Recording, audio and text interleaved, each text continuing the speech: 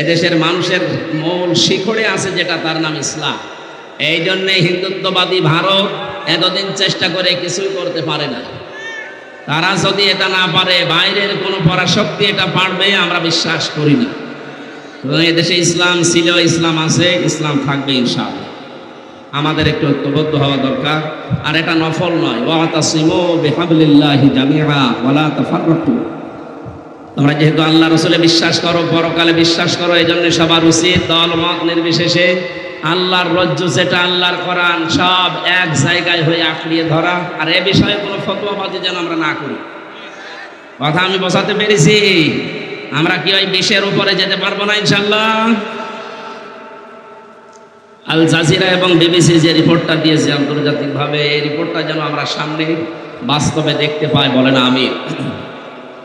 কোরআন শুনতে আমরা এসেছি, এটা একটা ইবাদত।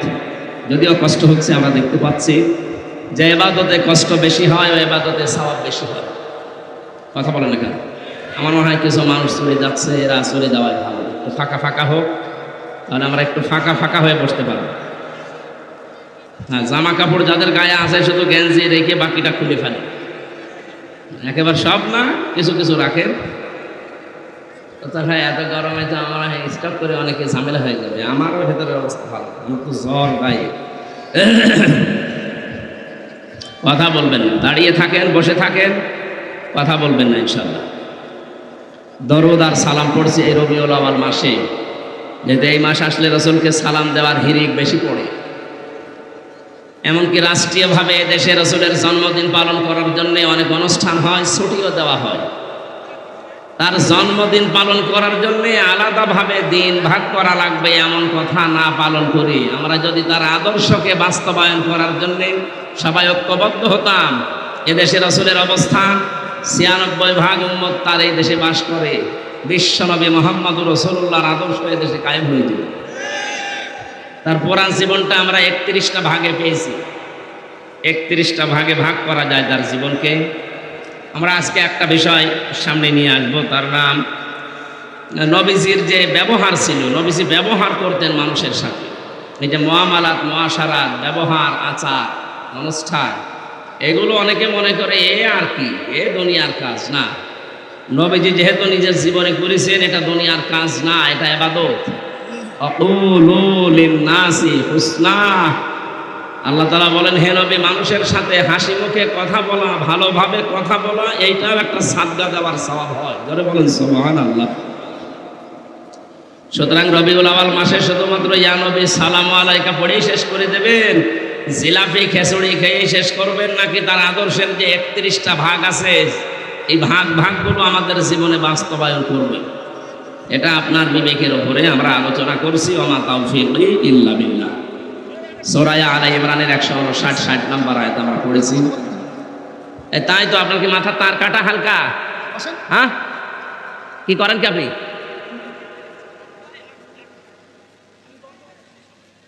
না না, আপনার মাথা মনে হয় তার কাটা আছে।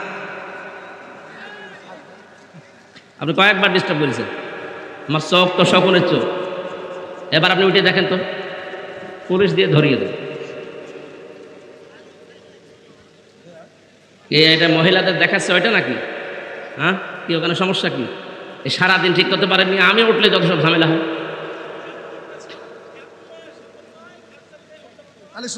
এখন কি করা যাবে? কি এগুলো এখন ঠিক করতে গেলে তো সময় লাগবে আধা ঘন্টা। কিছু করার নাই ভাই, যেভাবে আছে এভাবে থাকেন, নাই বাড়ি চলে যান। আরে গরমে মাহফিল আসলে হয় না এভাবে। কি অবস্থায় ভেতরে তো একদম শেষ হয়ে গেল। আর ফ্যান চলছিল, এইভাবে তো হয় না।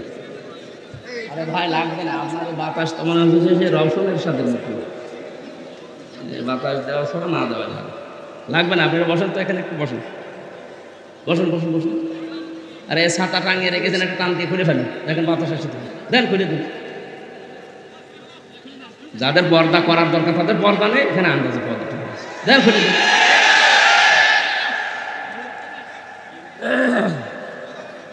উপরে সব বাইরে দিন, দেন, ও সব সব খুলে ফেলেন, কিছু লাগবে না। সুবহানাল্লাহ আলহামদুলিল্লাহ লা ইলাহা ইল্লাল্লাহ সুবহানাল্লাহ আলহামদুলিল্লাহ লা ইলাহা ইল্লাল্লাহ লা ইলাহা ইল্লাল্লাহ মুহাম্মাদুর রাসূলুল্লাহ। পড়ে গ্রামবাসী, আমরা যে কথা তুলেছিলাম এমন একজন মানুষের জীবনের একটা পাঠ নিয়ে আমরা আলোচনা করতে যাচ্ছি। আল্লাহর পরে আকাশ আর জমিন না, যত জগৎ আল্লাহ বানিয়েছেন সব জগতে তার অবস্থান উপরে। এই জন্য আল্লাহ ইয়াসিন বলে যখন ডাক দিয়েছেন, ইয়াসিন মানে হে নেতা। সিন শব্দের যে 5টা অর্থ তাফসিরে পেয়েছি, 1 নাম্বার অর্থ হচ্ছে সিন মানে সাজ্জিদুল আলামিন, আলম না। এই কথা বলেন মানে এখানে কি দাঁড়িয়ে আছেন? কোন দাঁড়িয়ে বসুন, খবর এই মোবাইল দাই বসুন, দাঁড়িয়ে আছেন বসুন, আবার দাঁড়িয়ে আছেন বসুন। এখানে কেউ কথা বলবেন না, ওরা মোবাইলটা কেড়ে দিন, দেখে দিন, এদিকে দিন, দেন দেন। কেবল একটু বান্দাল দিচ্ছে আর ওই একবারে সব বান্দাল ভেঙে দিচ্ছে। অলিপুরবাসী, এই জন্য শুধুমাত্র এই পৃথিবীতে আমরা যারা আছি, আমরা আগে 228টা রাষ্ট্রের খবর জানতাম, এখন রাষ্ট্রের সংখ্যা 257টা। জাতিসংঘের আন্ডারে যারা আছে 195টা রাষ্ট্র, স্বাধীন পরাধীন মিলে। এই মাহফিল দিনের বেলা যেগুলো আছে সব কাটে, লাগবে না। এইভাবে বেকার খালি আশা, আমাদের কষ্ট করা আর মানুষের মনে হচ্ছে তা কিছু বোঝানো যায় না। আমি এরপরে যদি কাউকে কথা বলতে দেখি মোনাজাত করে নেন, আপনারা কথায় বলেন তো দেখি। সুবহানাল্লাহ আলহামদুলিল্লাহ লা ইলাহা ইল্লাল্লাহ সুবহানাল্লাহ আলহামদুলিল্লাহ লা ইলাহা ইল্লাল্লাহ লা ইলাহা ইল্লাল্লাহ মুহাম্মাদুর রাসূলুল্লাহ। এই জন্য শুধুমাত্র এই 257টা রাষ্ট্র পৃথিবী যা গঠিত এইগুলোই না, আপনি যদি মঙ্গল গ্রহে বাস করেন সেখানেও বিশ্বনবী মুহাম্মদুর রাসূলুল্লাহর আদর্শ আপনাকে মানা লাগবে। চাঁদের দেশে গিয়ে অনেকের এখন শুনছি জমি কিনতেছে, কিনেন, ওখানেও যদি বাস করেন আপনাকে মুহাম্মদুর রাসূলুল্লাহকে আদর্শ মানা লাগবে। চাঁদের দেশে, মঙ্গল গ্রহে, এই সমস্ত গ্রহ উপগ্রহে যদি বাস করে আল্লাহর নবী ছাড়া অন্য কাউকে মানা না যায়, যে পৃথিবীর জন্য তাকে আল্লাহ পাঠালেন, এই পৃথিবীতে তাকে বাদ দিয়ে কাকে অনুসরণ করে আপনি নাজাত পাবেন বলে মনে করছেন? আমার কথার অর্থ বুঝলে আমার মনে হয় ওয়াজ হয়ে গেছে। সুতরাং এই মুহূর্তে আজকে সিদ্ধান্ত নিয়ে যাবেন, বিশ্ব নবীর আদর্শ যারা মানে না, ও যদি আমার বাবাও হয় আমি ওরে মানি না। এটা ঠিক রাখবেন তো? না রাখবেন না আমি জানি, তারপরেও বলছেন আলহামদুলিল্লাহ। সামিয়ানার নিচে যারা বললেন যে হ্যাঁ ঠিক রাখবেন, সামনে যদি এরকম পজিশন আসে যে আল্লাহ রাসূলকে মানে না অথচ আমার সামনে এসে দাঁড়িয়েছে আমার বাবা, আমার চাচা, মানবেন? বলেন বলেন, এটা কি দুনিয়ার বিষয়? না, আখিরাতের সাথে সম্পৃক্ত। এই জন্য আমি এটা আনলাম। কিয়ামতে আল্লাহ পাক যে বিচার ব্যবস্থা কায়েম করবেন, যে বিচার করার জন্য ডাকবেন, বিচারের প্রথম ধাপে আল্লাহ মানুষকে ডাকবেন একা একা, দ্বিতীয় ধাপে ডাকবেন তার নেতার সাথে। এই যে নেতার কথা বললাম এখানে, ইয়াউমা নাদউ কুল্লা উনাসিন বিইমামিহিম, সূরা বনী ইসরাঈলের ৭২ নম্বর আয়াতের প্রথম অংশে আছে। আল্লাহ বলেন কিয়ামতে প্রতিদিন মানুষকে দ্বিতীয় ধাপে আমি আল্লাহ ডাকবো আমার সামনে তার নেতার সাথে। আগে নেতা থাকবে, এরপরে কর্মী থাকবে। কি মনে হচ্ছে আপনার? আপনার বিবেককে এবার প্রশ্ন করেন তো, যে মানুষের আদর্শ মেনে এতদিন পর্যন্ত জীবন চালিয়েছেন, যার পেছনে স্লোগান দিয়েছেন যার টাকা পয়সা মাল পানি আপনি খেয়েছেন, যাকে ভোট দেবেন বলে আশা করে আছেন, এই মানুষটা যদি কিয়ামতে আপনার সামনে দাঁড়ায়, আপনি তার পেছনে ওর যা সোরাত সিরাত, ওর যা আদর্শ, ওর যা চরিত্র আপনি তো জানেন, শুধুমাত্র এক পেশে করে না ভেবে নিরপেক্ষ দৃষ্টি দিয়ে বলেন, যে লোকটা আপনার সামনে দাঁড়িয়ে আছে, এই লোকটা যদি আল্লাহর সামনে দাঁড়ায়, আপনি তার পেছনে, আল্লাহ আপনাকে মাফ করবে বলে মনে হয়? দেখি এখনো বলছে না। করে গ্রামবাসী বিবেক খাটান, বুদ্ধি খাটান, এটা দুনিয়ার বিষয় যদি হতো শুধু সত্যি আমি বলতাম না, আল্লাহর কসম হইতে কোরআন শরীফ আমি বলতাম না। আমি কোরআনের এই চোখ লাগিয়ে দেখতে পাচ্ছি যে আপনি নিজেই বলছেন না, আপনি ধরা খাবেন। আপনি যেন কিয়ামতের দিন ধরা না খান, জাহান্নামী হয়ে না যান, এই জন্যই তো আজকের আয়োজন। এত বড় বিশাল আয়োজনে আসার পরও যদি আপনাকে জাহান্নামে যাওয়া লাগে, ও ছাতা না আসায় ভালো ছিল।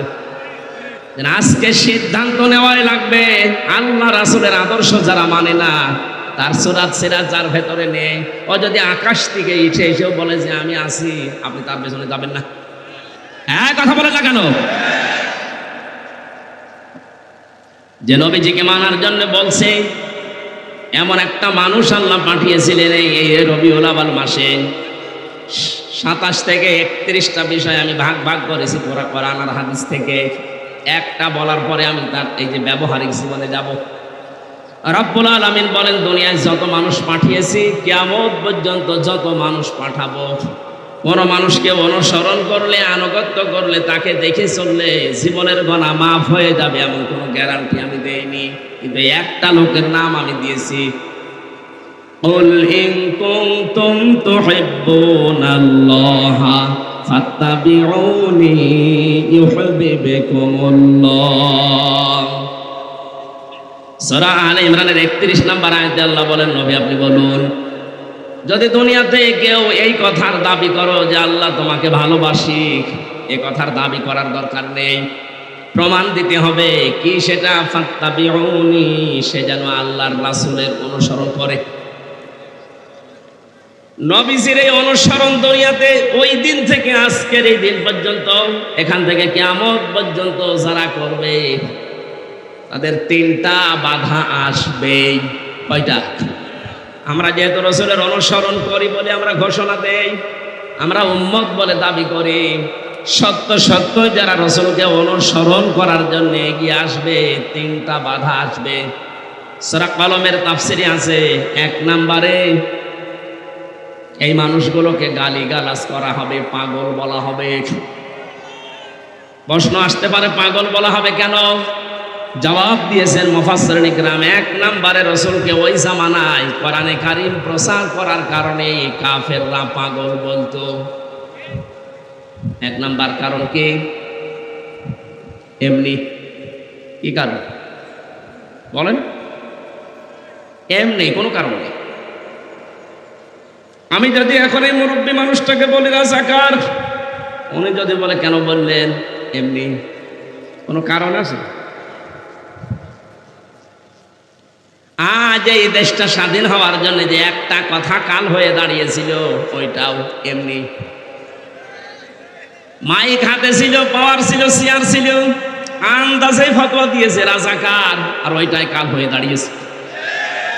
1500 বছর আগে ওরা নবীকে পাগল বলেছিল কেন জানো? কথা বলে না কেন? এমনি। এই এমনি পাগল বলার পেছনে এত বড় ক্ষতি হয়ে যাবে আবু জেহেলও ভাবে নাই। বাইরের দেশ থেকে যারা হজে আসতো, নবীজি নিজে কোনোদিন প্রচার করেননি যে আমি আল্লাহর রাসূল, কিন্তু ওই সময় তার নামের আগে পরে এই পাগল শব্দটা লাগিয়ে প্রচার করেছিল আবু জেহেল। লোকজন চিন্তা করছে কেমন পাগল দেখি, হজ করি না করি আগে পাগল দেখবো। নিষিদ্ধ জিনিসের প্রতি মানুষের মন সব সময় বেশি টানে। পাগল দেখতে গিয়ে দেখেছে না, যা যা বলেছে পাগলের সাথে কোনো মিল নেই। নবীজির এমন সুন্দর চুল আঁচড় দেওয়া ছিল, দেখলে মনে হতো সুন্দর করে কে যেন সাজিয়ে দিয়েছে। তার চেহারার ভেতরে যে নূর চমকাতো, পাগলের চেহারা, দাঁত, চুল আর আসল যতগুলো আছে সব উল্লোক ভল্লোক থাকে, উস্কো খুস্কো থাকে। কিন্তু নবীজি মুহাম্মদুর রাসূলুল্লাহকে মনে হয় কে যেন পরিপাটি করে সাজিয়ে রেখেছে। ওরা যেটা এমনি বলেছিল ওইটাকে আল্লাহ উল্টিয়ে কাজে লাগিয়ে দিয়েছেন নবীর পক্ষে। ১৫০০ বছর পর ২০২৪ সালের ৫ আগস্টের আগে আমরা দেখলাম ওরা যেটা এমনি বলেছিল ওটা উল্টিয়ে আল্লাহ এদেশের জন্য কাজে লাগিয়ে দিয়েছে। নবীকে ওরা পাগল বলতো, প্রথম কারণ কি? হ্যাঁ, এটা ক্লাস হচ্ছে, বলেন। এমনি আজ ওরা এমনি এমনি অনেকে চেষ্টা চালাচ্ছে। ১১৫ জন মানুষ এই দেশের নেতৃত্ব দেওয়ার জন্য এই ছাত্র আন্দোলনে ভূমিকা রেখেছে সমন্বয়কের নাম নিয়ে। তাদের ১০৮ জন হচ্ছে বাংলাদেশ ছাত্র শিবিরের সেনা। এতদিন পর্যন্ত প্রচার হয়নি, এই জন্য অনেকের মাথা খারাপ হয়নি। এখন যেহেতু প্রচার হয়ে যাচ্ছে ১১৫ জনের ১০৮ জনই শিবিরের, অনেক রাম বাম সহ অনেকের যারা থালা খাওয়ার অভ্যাস ওদেরও মাথা খারাপ হয়ে গেছে। আরে ভাই, এতদিন পর্যন্ত তো আপনি কিছু বলেননি। আপনি নিজেও এতদিন পর্যন্ত শহীদ আবু সাঈদের কবরে যেতেন, যেই শুনেছে যে শিবিরের সাথী ছিল, এখন অনেকে বলছে না এটা ঠিক হয়নি। আরে শয়তান! এদেশের ছাত্রদল যদি প্রতিষ্ঠিত হতে পারে, চরমনাই পীরের ছাত্র আন্দোলন যেটা আছে ওটা যদি প্রতিষ্ঠিত হতে পারে, ইসলামী ছাত্র শিবির ওরা কি ভেসে এসেছে? ওরা আপনার সন্তান না? ওরা প্রতিষ্ঠিত হবে আপনার এত চুলকায় কোন কারণে? সুতরাং সমন্বয়কদের পরিচয় জানার পরে যাদের চুলকানি উঠেছে, আমি একবারে ফতোয়া দিলাম এই মানুষগুলো এই দেশ বিরোধী। বলেছিলাম না, এখনো ১০০ জনের ১৪ জন জালেমদের পক্ষে আছে, তার ভেতরে ওই লোকটা। নয়তো আপনার চুলকাচ্ছে কোন কারণে? কারণ তো একটা আছে, প্রথম কারণ এমনি। কি কারণে বলেন? বলেন। এমনি এমনি করে যাই, প্রতিদিন খালি দৌড়াবেন। আমার তো বিনা কারণে আপনি দিতে চেয়েছিলেন। কয়েকদিন আগে আমার মামলা সব খারিজ হয়ে গেছে, বেকসুর খালাস দিয়েছে আমারে। আদালত প্রমাণ করেছে যে আমার কোনো দোষ নেই, আমি নির্দোষ। আমি আদালতকে বলতে গেলাম যে মাননীয় আদালত, আজকে আপনি বলছেন যে মামলার ভেতরে কোনো মাল নেই, কি দেখে বিচার করব? এতদিন কোথায় ছিলেন? এ মামলা ৩ বছর তো আপনার কাছে ছিল, এতদিন বলতেন না বিশাল মামলা, কিছু করা যাবে না। হঠাৎ করে যে পাল্টিয়ে গেলেন, বলছেন কোনো মাল ম্যাটারেস নেই, যে কি দেখে বিচার করব? যা সব খালাস করে দিলাম। উনি এইটাই বলতো, হুজুর আমার হাত বাঁধা ছিল। কি ছিল? আজকে যেহেতু হাত খোলা পেয়েছি, এখন আমার আর কোনো চাপ নেই, উপরের চাপও নেই, নিচের চাপও নেই, এখন আমি মুক্ত। আর আমরা এইটাই চাই, বাংলাদেশের ১৬২৮টা চেয়ার এখন দায়িত্বে আছে, কারো চেয়ারে হাত যেন বাঁধা না থাকে, সব যেন খোলা থাকে। সবার হাত আমরা চাই শহীদ আবু সাঈদের মতো এভাবে খোলা থাকবে। তারপরও ন্যায় বিচার কায়েম হবে না। ন্যায় বিচার কায়েম করতে হলে এইটা লাগবে। এই কথা বলেন না কেন? এটা ছাড়া ১০০% ন্যায় বিচার সম্ভব না। প্রশ্ন আসতে পারে তাহলে উন্নত দেশগুলোতে না, ন্যায় বিচার ১০০% নেই। আমার বয়স ছোট, কিন্তু আপনার চাইতে আমার অভিজ্ঞতা অনেক বেশি। আমি বহু দেশে গিয়েছি। এই যে সিঙ্গাপুর এত উন্নত রাষ্ট্র, কিন্তু ন্যায় বিচার সেখানে নেই। কিছু কিছু জিনিস আন্দাজে বিচার করে মানুষকে বিপদে ফেলে দেয়, কিন্তু এইটা যদি থাকে কোনো আন্দাজে বিচার হবে না। এই কথা বলেন না কেন? বিশ্ব নবী নিজের মেয়ে ফাতেমা সম্পর্কে বলেছিলেন, আমার নিজের মেয়ে ফাতেমা বিনতে মোহাম্মদ যদি চুরি করে আর সাক্ষ্য প্রমাণ যদি ধরা পড়ে যায়, আমি নিজে তার হাত কেটে দেব। সুতরাং এইটা যদি আমাদের দেশে এখন কায়েম হয়, কায়েম হবে আমি আশা করছি। কথা বলেন না কেন? কেন কায়েম হবে জানেন? সূরা ফাতিহার ২৭ নম্বর আয়াতের প্রথম অংশটা আমি ১০০% এখন মিলিয়েছি। লাকাদ সাদাকাল্লাহু রাসূলাহুর রুয়া বিল হক ইলা আখির আয়াত। আল্লাহ পাক বলেন, অবশ্যই আমি এই পৃথিবীর ময়দানে আমার রাসূল যে স্বপ্ন দেখেছে, এই স্বপ্নকে আমি বাস্তবে রূপ দেব। রাসূলের স্বপ্নকে বাস্তবে রূপ দেবে হামজা কে? সাদাকাল্লাহু এখানে ফাইল, কর্তা নিজে আল্লাহ। সুতরাং রাসূলের স্বপ্ন বাস্তবে রূপ দেওয়ার দায়িত্ব কার? আরো জোরে বলেন। বলেন। এখন কি রাসূল আছে? না, নেই। রাসূলের নায়েব আছে, কথা বলেন কেন? রাসূলের উত্তরাধিকারী আছে, তাদের ওয়ারিস আছে, ওয়ারাসাতুল আম্বিয়া আছে। কার কিয়ামত পর্যন্ত আলেমরা থাকবে? বলেন। রাসূলের স্বপ্নকে যদি আল্লাহ বাস্তবে রূপ দেবে বলে ঘোষণা দিতে পারেন, এ পৃথিবীতে কিয়ামত পর্যন্ত রাসূলের নায়েব যারা আসবে তাদের স্বপ্নগুলো আমার আল্লাহ নিজে বাস্তবায়ন করবেন। কোরআনের পাখির যে স্বপ্নগুলো আপনি মিলান একটা একটা করে, সব আমার মনে হয় মিলে যাচ্ছে। উনি স্বপ্ন দেখেছিলেন জালেমরা এদেশে ইঁদুরের গর্ত পাবে না, ঠিক পাচ্ছে না। এরা যে ইঁদুরের গর্ত পাচ্ছে না তার প্রমাণ এই কালামানিক, ওর বিসি পর্যন্ত উড়ে গেছে। কোরআনের পাখি স্বপ্ন দেখেছিল এই দেশে শুধু একটু নাড়া দেওয়া হবে, দিল্লি গিয়ে পড়বে, তাই পুলিশ। ওনার স্বপ্ন তো দেখছি সবই মিলে যাচ্ছে।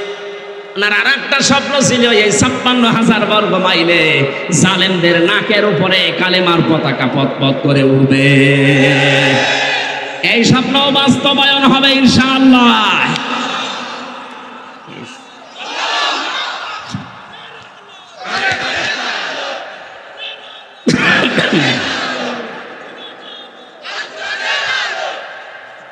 আপনারা রাগ যদি না করেন একটা সুসংবাদ দেই, এই ৫৩ বছর, আমার বয়স এখন ৩৩, কিন্তু এই যে মুরব্বী বাম পাশে এবং এই মুরব্বী, বাবা এই দেশটা চালিয়েছিল, ওনারা দেখেছে, কথা বলেন না কেন?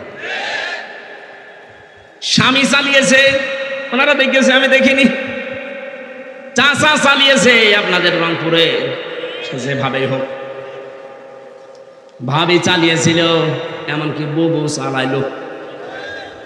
সবারটা এখন দেখতে পেয়েছি, এখন শুধু বাকি আছে এইটা দিয়ে চললে কেমন দেখা যায়।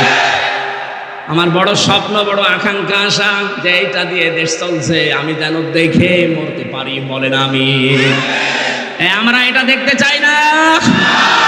কারা কারা চান এটা দিয়ে দেশ চলুক? দেখি লিল্লাহে তাকবীর।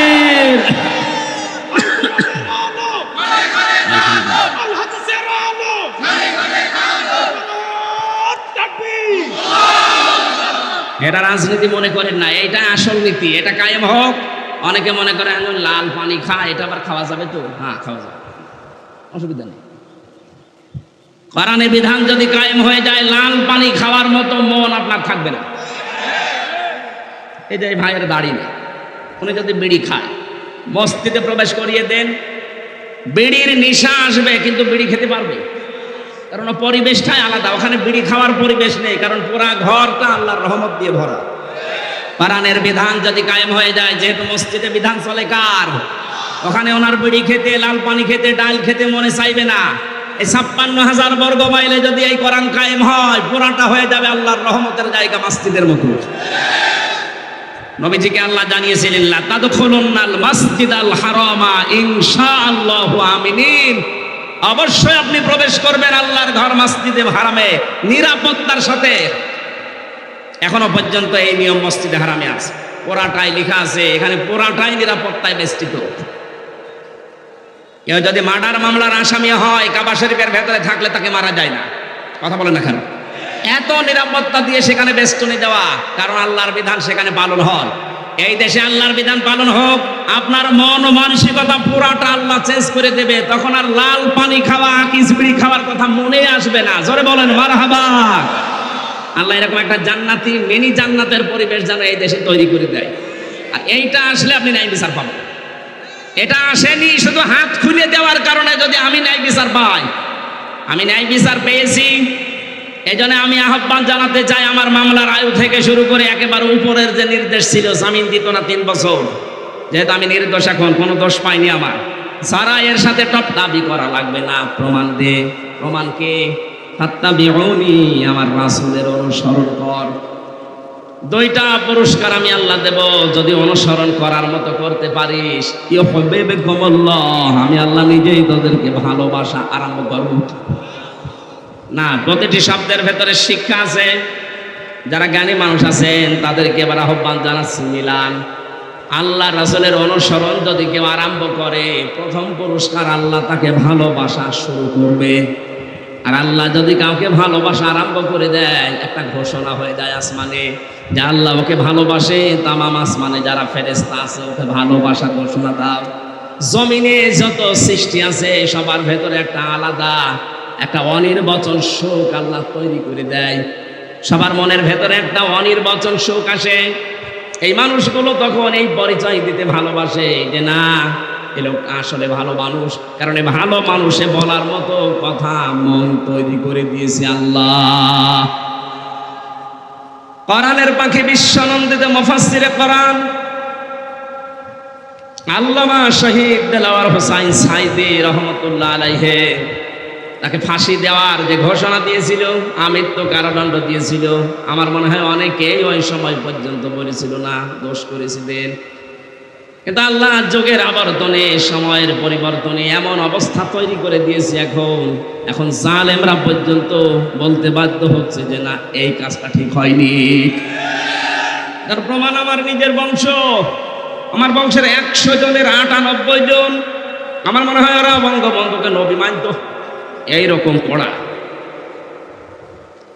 আগস্টের 5 তারিখের বিকাল 5টার পরে ওরা নিজেরাই আমারে কল দিয়ে বলছে, ভাতিজা আমরা সব এখন জামাতে ইসলামী। জামাত ইসলাম আমি যে 3টা বছর জেলে ছিলাম কোনোদিন খোঁজও নেননি, খবরও নেননি। এমনকি আমার বাবাকে একবার আমার যে চাচা চেয়ারম্যান, আওয়ামী লীগের চেয়ারম্যান 15 বছর, এমনি কিসে এমনি শুধু মার কাটা নিয়ে এসেছিল, এরপরে আর কিছু করা লাগেনি। ঘরে শুয়ে আছে, সকালে দেখছে চেয়ারম্যান। কেমন করে জানো? বলেন বলেন, এইটাই হয়ে যাবে কাজকের ভাইরাল বক্তব্য, এমনি।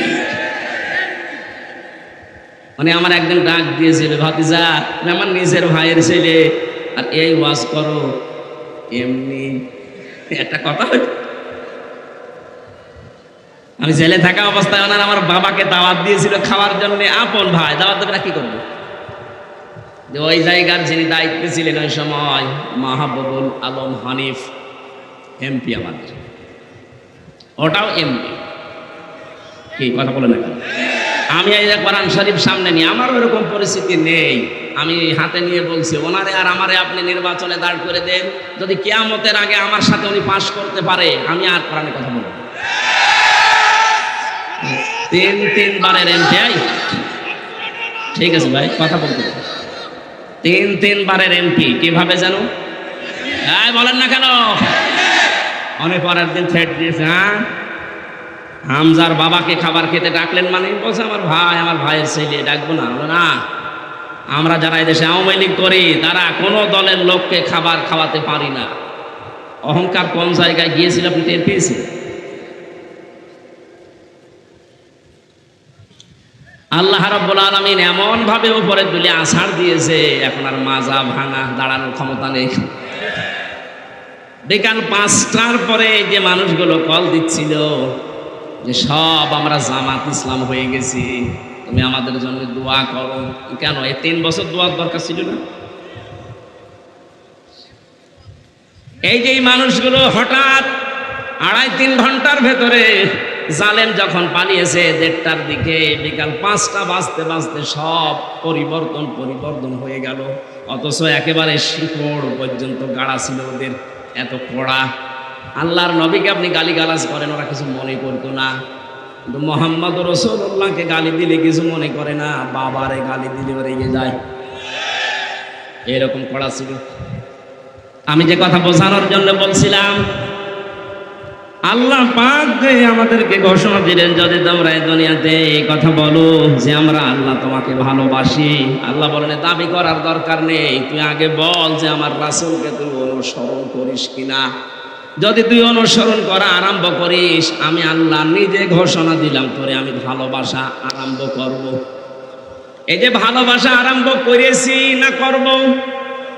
হ্যাঁ, এখানে আলেম বসে আছে, ইউহিব্বুকুমুল্লাহ, এটা মোসারে, বর্তমান ভবিষ্যৎ, প্রেজেন্ট ফিউচার। আল্লাহ পাক এই ঘোষণা দিয়ে জানিয়েছেন, সত্যি যদি কেউ রাসূলকে অনুসরণ করা আরম্ভ করে, আল্লাহ তাকে ওই মুহূর্তই থেকে ভালোবাসা আরম্ভ করবে।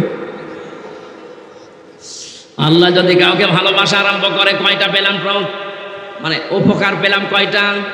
পুরা আসমানে আল্লাহ ঘোষণা দিয়ে দেয় যে আমির হামজাকে আমি ভালোবাসি, কারণ রাসূলের অনুসরণ আরম্ভ করেছে। এজন্য পুরা আসমানে যত ফেরেশতা সবাই যেন হামজাকে ভালোবাসে। জমিনে ঘোষণা দেওয়া হয় যত সৃষ্টি আছে আমার, আমি আমির হামজাকে ভালোবাসা আরম্ভ করেছি, তোমরা সবার ভেতরে ভালোবাসা তৈরি করে নাও। এজন্য তামাম দুনিয়ার সব কিছু লোকটাকে সামনাসামনি বলতে না পারলেও ভেতরে ভেতরে ভালোবাসে। এই ভালোবাসাটা তৈরি করে দেয় কে? আরো জোরে বলেন। আল্লাহ পাক বলেন আমি যদি ভালোবাসা আরম্ভ করি আরো পুরস্কার আছে।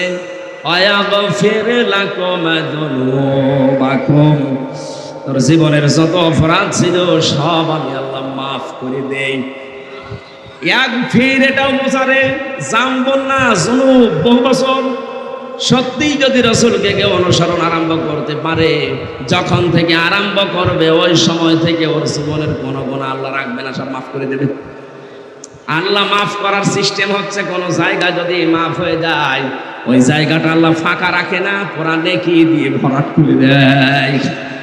আয়াতের মূল শিক্ষা হচ্ছে তাবউন। এই যে রাসূলকে অনুসরণ করা লাগবে, এই অনুসরণটা কি আংশিক না পূর্ণাঙ্গ? এই জবাব দেবেন ভালো করে, আংশিক না পূর্ণাঙ্গ? আজ যারা শুধু মিলাদ পড়ে রাসূলের জন্মে আনন্দ করে আংশিক, পূর্ণাঙ্গ তার জীবনের 63 বছর পড়ে আছে, কোন জায়গায় আপনার অনুসরণ নেই। শুধুমাত্র রবিউল আউয়ালের 12 তারিখের এই জন্ম অনুষ্ঠান পালন করে আপনি আংশিক করে আনন্দে আছেন। আপনি যদি আংশিক অনুসরণ করেন আপনাকে আল্লাহ ভালোবাসবে না, মাফও করবে না, জান্নাতও দেবে না। কিন্তু যারা অনুসরণ করে পূর্ণাঙ্গ তাদেরকে আল্লাহ ভালোবাসবেন, মাফ করবেন, জান্নাতে দেবেন। এই ঘোষণা কোরআনে আছে না নেই? আজকে এই জন্য আমাদের সিদ্ধান্ত নেওয়ার সময় এসেছে। রাসূলকে এখন আমরা শুধু মিলাদ নিয়ে শুধু জন্মদিন পালন করে আংশিক করে খুশি থাকবো না, পুরো আদর্শ মেনে আমরা খুশি। কে কথা বলে না কেন? এটাই হবে রবিউল আউয়ালের মূল প্রতিপাদ্য বিষয়। অনুসরণ হবে আংশিক না পূর্ণাঙ্গ? নামাজে যদি আপনি অনুসরণ করতে পারেন, সিয়ামে যদি অনুসরণ করতে পারেন, হজ করতে গেলে যদি রাসূলের মতো হজ করতে পারেন, যাকাত দিতে গেলে যদি রাসূলের মতো হিসাব করে যাকাত দিতে পারেন, রাজনৈতিক জীবনে কিভাবে রাসূল চলেছে ওইভাবে আপনি চলতে পারেন না। কি কথা বলেন না কেন?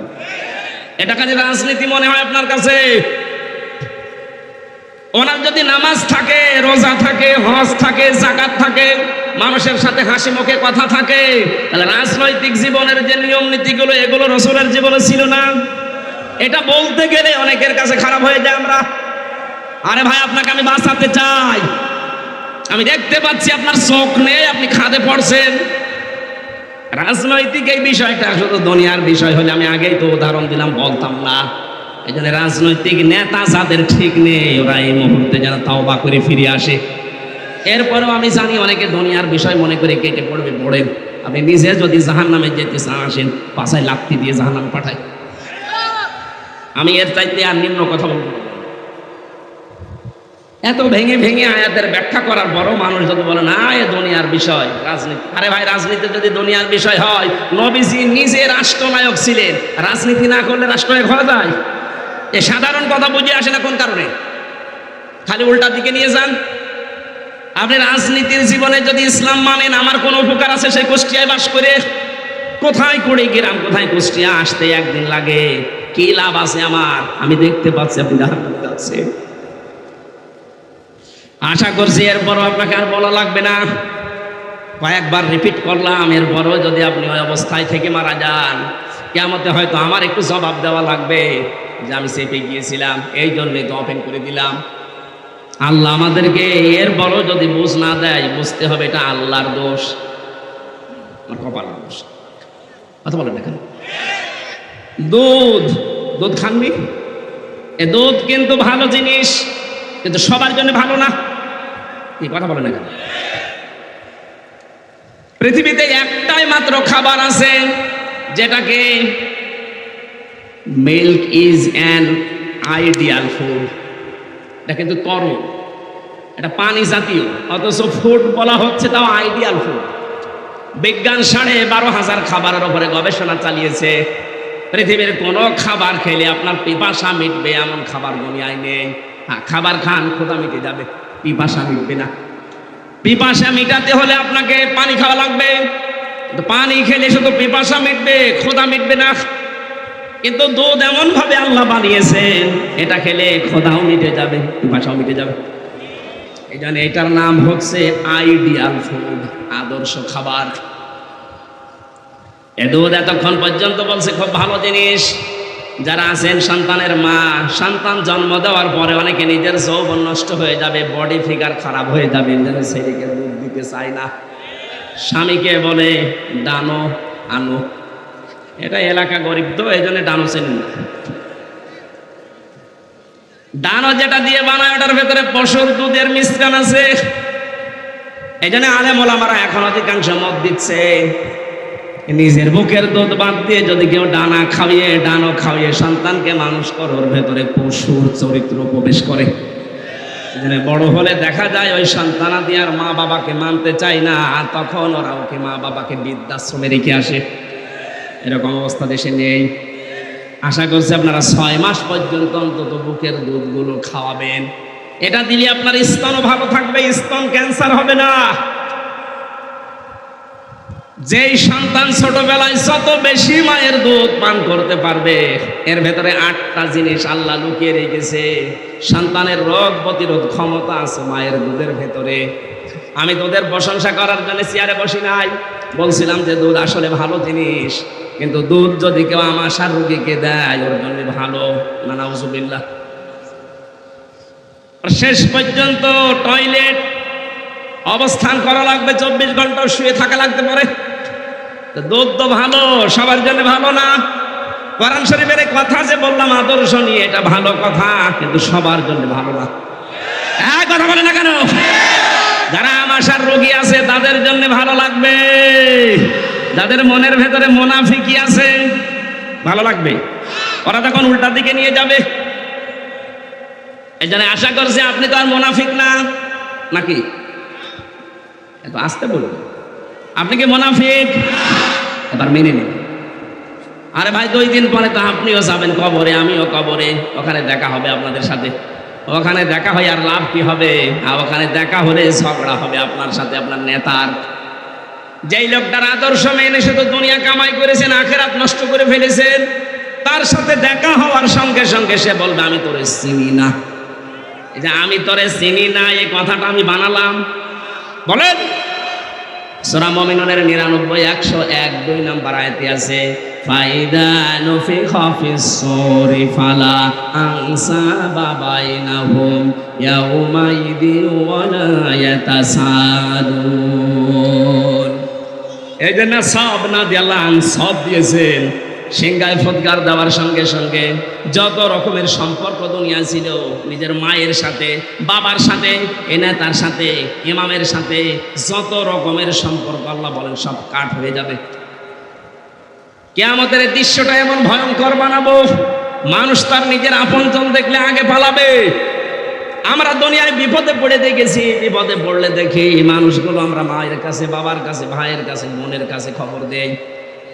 আমি 3 বছর জেলে থাকার সময় সবচাইতে বেশি খবর দিয়েছি ওখান থেকে কারারক্ষীর মাধ্যমে আমার বাবাকে, আমার স্ত্রীকে, মাকে, আমার তোর ভাই নেই, আমার দুলা ভাইকে বারবার খবর দিতাম যে তাড়াতাড়ি মামলা উঠান, জামিনের ব্যবস্থা করে, ভেতরে খুব কষ্ট দিচ্ছে এরা। আল্লাহ বলেন কিয়ামতে পুরাটা উল্টিয়ে দেব। এমন উল্টাবো, ওই মানুষগুলো তোরে দেখলে যারা উকিল ধরার চেষ্টা করতো, যারা বিচারপতি ম্যানেজ করার চেষ্টা করত, এই মানুষগুলো টাকা পয়সা খরচ করার জন্য জমি জায়গা বিক্রি করত, ওরা পুরাটা পাল্টিয়ে ওরা পোল্টি মেরে বলবে আমি পালালাম। ইয়াউমা ইয়াফিরুল মারউ মিন আখিহি ওয়া উম্মিহি ওয়া আবিহি ওয়া সাহিবাতিহি ওয়া বানি।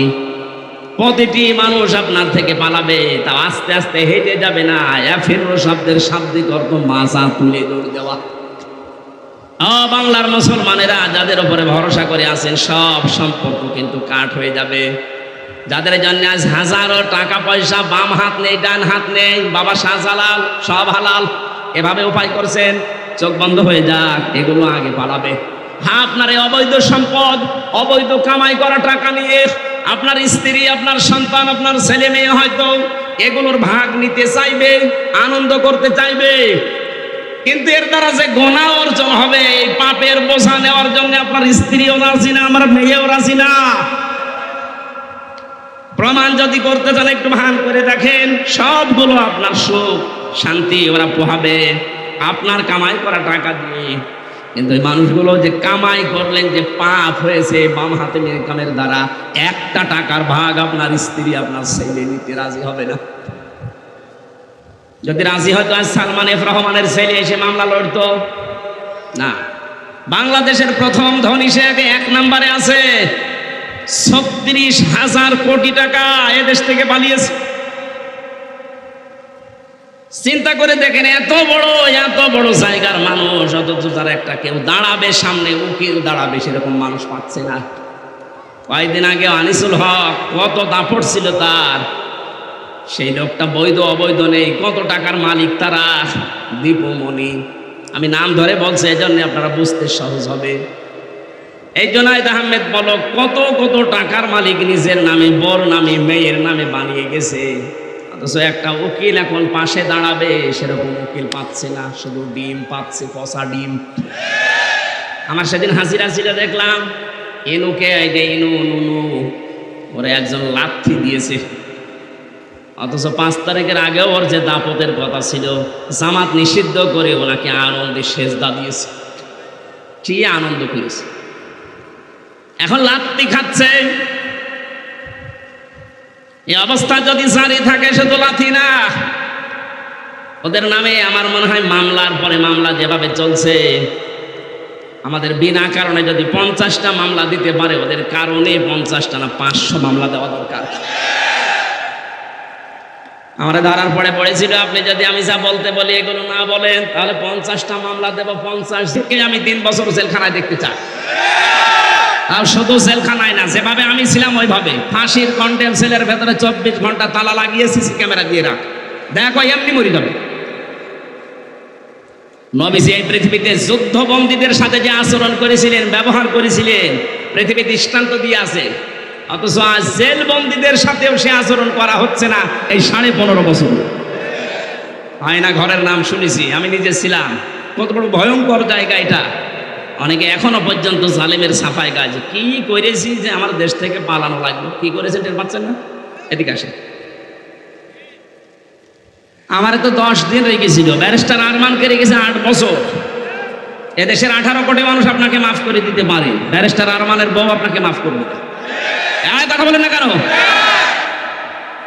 আমার সাথে মাওলানা মুফতি ফখরুল ইসলাম ছিল, হেফাজত ইসলাম, ওই লোকটাকে নিয়ে মাটির নিচে পায়ের ভেতরে হাত দিয়ে, সামনে লোহার যে এই যে কি বলে লোহার যে রড দেওয়া আছে, এই গ্রিল দেওয়া, এর সাথে দিয়ে হাত টাঙিয়ে বেঁধে ফেলতে, 1-2 মিনিট, 5 মিনিট, আধা ঘন্টা, 2 ঘন্টা, 24 ঘন্টা, 1-1.5 মিনিট 2 মিনিট সময় দিত, 24 ঘন্টার ভেতরে শুধু টয়লেট করা আর খাবার যা দিত মনে হচ্ছে কে মাখিয়ে দিয়েছে। এরপরও বলেন যে কি করেছি, আবার কি করবেন আপনি? এখনো পর্যন্ত আপনার মনের ভেতরে একটু আফসোস নেই, অনুশোচনা নেই, এখনো বলে যে আমি চট করে ঢুকে পড়ব। আপনি আসেন, আপনাকে চট করে ঢুকাচ্ছে, আপনি চট করে ঢুকবেন, আমরা ফট করে আয়না ঘরে দিয়ে দেব। উপদেষ্টা আসিফ জানিয়েছে আয়না ঘরগুলো ধ্বংস করা হবে না, সারা বিশ্বের মানুষ এদেশে আসবে, বাংলাদেশের মানুষ ওখানে যাবে, আর যেন দেখে বুঝতে পারে যে এই দেশে একটা লেডি ফেরাউন ছিল। মানুষের মন মানসিকতা কোথায় গেলে এই ঘর বানাতে পারে? আমাদের উপরে রিমান্ডে অত্যাচার করার পরে ওরা বাড়ি যেয়ে ঘুমায়, তো কি করি? আমার তো ঘুম আসে না, আমি মনে মনে ভাবতাম আল্লাহ যা করে গেল, ও তো সব দেখে গেল, এরপরে ওর ঘুম আসবে, হয় লাল পানি খাবে না ঘুমের বড়ি খাবে, তাছাড়া ওর তো ঘুম আসার কথা না। তাও আমরা ছিলাম কারাবন্দী, তাও অবৈধভাবে। আর নবীজি যুদ্ধবন্দীদের সাথে যে আচরণ করেছে, সুমামা রাদিয়াল্লাহু তাআলা আনহু, এই লোকটাকে নবীজি ধরে নিয়ে এসেছিলেন বদরের ময়দানে, মসজিদের ভেতরে বেঁধে রেখেছে। প্রথম দিন এসে বললেন, সুমামা তোমার কিন্তু এই জগৎ শেষ জগৎ না, আর একটা জগৎ আছে, জবাব দেওয়া লাগবে ওখানে, তোমার মনের পরিবর্তন চাই। বাড়িতে গেলেন, স্ত্রীকে বললেন রান্না করো, রান্না করা খাবার তাকে খাওয়ালেন। তাকে দ্বিতীয় দিন উঠের দুধ দহন করে গরম করে বললেন ওকে পাঠাও। মনে হচ্ছে জামায় আদর শুরু হয়েছে। তৃতীয় দিন নবীজি কিচ্ছু না বলে বললেন ওকে ছেড়ে দাও। হযরতে সুমামাকে ছেড়ে দিয়েছে, সাহাবায়ে কেরাম কেউ রাজি না। নবীজি বললেন আমি নবী, তোমরা নবী না, আমি যেটা জানি তোমরা জানো না। মানে একটা জিনিস দেখতে পাচ্ছি। হযরতে সুমামা ওখান থেকে নিজে ইয়ামামা তারা নিজের দেশে চলে গেলেন। যাবার পথে এক কুয়াতে গোসল করলেন। গোসল কমপ্লিট করার পরে মনের ভেতরে আমার আল্লাহ তোলপাড় আরম্ভ করে দিয়েছে। ফিরে আসলেন, এসে বলেন হে রাসূল, এতদিন পর্যন্ত এই পৃথিবীতে নিকৃষ্ট মানুষের তালিকায় আপনার নামটা আমার কাছে ছিল, অথচ এই মুহূর্তে মনে হচ্ছে তামাম দুনিয়ার সবচাইতে বড় আদরের মহব্বতের নাম মুহাম্মদুর রাসূলুল্লাহ। ৪,৫০০ ধর্ম দুনিয়ায়, সবচাইতে ঘৃণার ধর্ম ছিল আমার কাছে ইসলাম। কিন্তু আজকের এই দিন থেকে সবচাইতে প্রিয় ধর্ম আমার কাছে এখন ইসলাম। সারা পৃথিবীর ভেতরে সবচাইতে ঘৃণিত শহর হিসাবে জানতাম মদিনাকে। আপনি এখানে বসবাস করার কারণে তামাম দুনিয়ার চাইতে এখন মদিনা আমার কাছে দামি। বিশ্বনবী মুহাম্মদ রাসূলুল্লাহ সাল্লাল্লাহু আলাইহি ওয়াসাল্লাম যুদ্ধ বন্দীদের সাথেও যা করেছিলেন, আমরা যদি এই আচরণটা 15.5 বছরে দেখাতে পারতাম, ইসলাম গ্রহণ না করুক, আমার মনে হয় হাজারো মানুষ আপনার দলে চলে যেত। আপনি যা করেছেন, এত ঘৃণা জন্ম হয়েছে এই মানুষগুলোর ভেতরে। এমিলিয়াস আলীর ছেলে, তার মেয়ে জীবনে আপনাকে ক্ষমা করবে বলে আপনি মনে হয়? কি নাটকটা করলেন আপনি তার মেয়ের সাথে, অথচ তাকে তখন আপনি মেরে ফেলেছেন। তার মেয়েকে কোলের ভেতরে নিয়ে আপনি বুঝ দিচ্ছেন তোমার বাবাকে আমি ফিরিয়ে দেওয়ার চেষ্টায় আছি। পোড়াটা বাটপারি, পোড়াটা প্রতারণা। এত বড় প্রতারককে আল্লাহ হেদায়েত দেবে কি করে?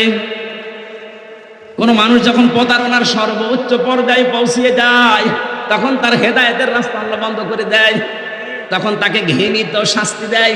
এই যে আলাহুম আযাবুম মুহিন, আল্লাহ এত বড় নিকৃষ্ট শাস্তি দেয়, পৃথিবীতে ইতিহাস হয়ে থাকে।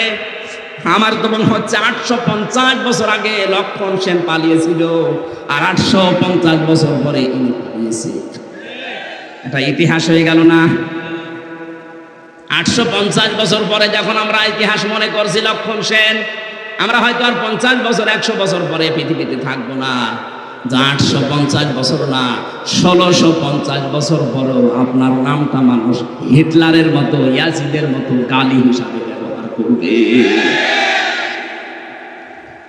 আবু জাহেলের বাড়ি যেই জায়গা আমি নিজে দেখেছি, কাবা শরীফ তাওয়াফ করার পরে হঠাৎ উপর দিয়ে ঘুরছিলাম, হঠাৎ দেখে আমার পেটে ব্যথা। এক পুলিশকে ডাক দিয়ে বললাম ভাই আমার তো ভালোই লাগছিল, হঠাৎ আমার পেটে ব্যথা করছে। পুলিশ আমারে বলে ইয়া হাজি আর হজ্জাত আয়না বিলাদুকা, ও হাজি দেশ কোথায়? জি তুমি বাংলাদেশ।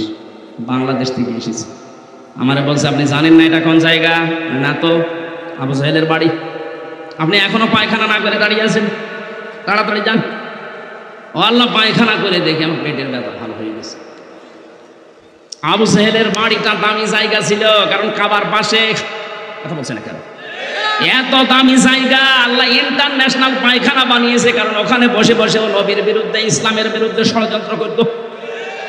আজ যে সমস্ত বাড়িতে বসে বসে বাংলাদেশে ইসলামের বিরুদ্ধে, আলেমদের বিরুদ্ধে, এই দেশের মুসলমানদের বিরুদ্ধে ষড়যন্ত্র করা হয়েছে, এই বাড়িগুলো জাতীয় পায়খানা বানানো হোক। মানুষের পেটে ব্যথা হবে, ওখানে যে কাজ করলে ব্যথা ভালো হবে। অনেকে মনে করে না 32 নম্বর এত দামি জায়গা, ওকে আবু জাহেলের বাড়ি ছাড়া দামি নাকি? ঘৃণিত করে দেবে মানুষের নামকে যারা জালেম, যারা সর্বোচ্চ পর্যায়ে পৌঁছে যায়। সূরা আলে ইমরান 178 নম্বর আয়াতের মাঝের অংশে আছে। আমি ভেতরে ঘেমে আমার অবস্থা ভালো না, দলিলগুলো লম্বা করতে পারছি না। আজকের মতো আমি শেষ করে দিচ্ছি। রাতের বেলা শীতের সময় মাহফিল নিয়ে আমাকে মানে চাষ করে খাবেন গরু দিয়ে, গরু যদি মরে যায় তো কি দিয়ে করবেন?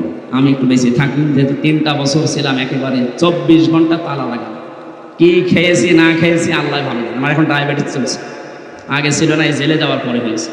সুতরাং আমি বেঁচে থাকি, আবার আসবো শীতের সময়।